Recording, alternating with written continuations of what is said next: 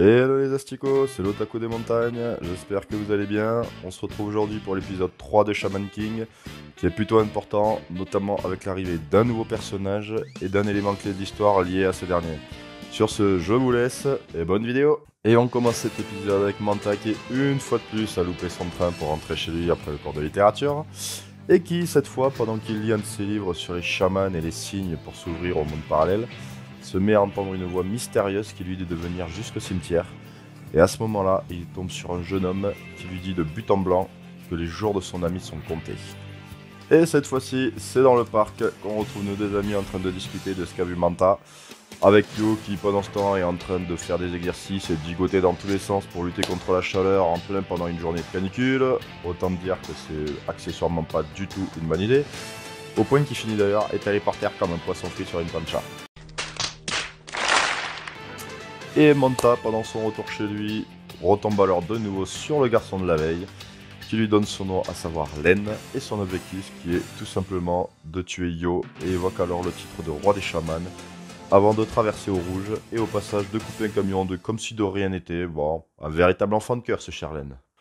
Au début, Yo reste fidèle à lui-même, détendu, désinvolte, il prend même tout ça à la légère, mais explique quand même à Manta que certaines personnes pensent que le monde change, et qui s'engage sur une voie de destruction, et que seul un chaman pourrait justement empêcher ça.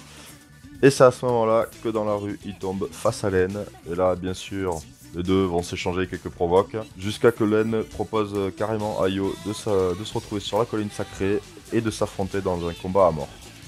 On a alors Yo qui discute avec Amidamaru dans le parc, et qui après quelques blagues qui agacent un peu le fantôme, lui avoue qu'au final, à la surprise générale, même lui est nerveux. Et vexé de ce que Len a dit sur son ami, décide de répondre au défi de Len et de le retrouver sur la colline sacrée.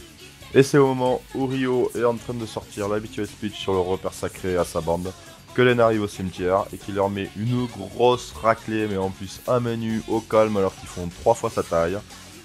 Et Yo arrive juste au bon moment pour sauver Ryo qui allait se faire transformer en saucisson mais façon tranche de rosette par Len, et que l'affrontement va pas tarder à commencer. Les deux rivaux, férocement prêts en découte, décident alors d'en finir tout de suite tant qu'ils sont là, et de se lancer dans l'affrontement, et c'est sous l'œil attentif de Ryo qu'ils effectuent alors leur forme esprit, juste avant de se lancer corps et âme dans la bataille. Yo, fort de ses propres capacités et des bons conseils d'Amidamaru qui connaît très bien les guerriers chinois de l'époque Kublai Khan, est loin de faire pâle figure face à Len, mais ce dernier étant entraîné depuis tout petit à dominer et à exterminer ses adversaires, finit par le vaincre, et c'est sur ce coup final qui nous laisse dans le doute de l'état de santé de Yo que se termine l'épisode.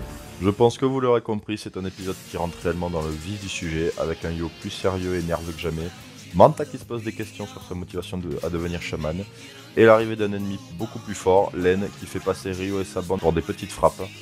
Mais malgré tout, je terminerai sur un point, parce que on peut constater que pendant le combat entre Yo et Len, Ryo semble distinguer Bazon et Amidamaru, ce qui peut laisser présager qu'il aurait des éventuelles prédispositions à devenir chaman. Comme d'habitude, je vous invite à liker, partager, vous abonner à la chaîne si ce n'est pas déjà fait, et à commenter pour me dire ce que vous en pensez. Sur ce, je vous laisse, portez-vous bien, à la prochaine, ciao. Ouvre les yeux, regarde bien. Tu peux bondir plus haut et plus loin.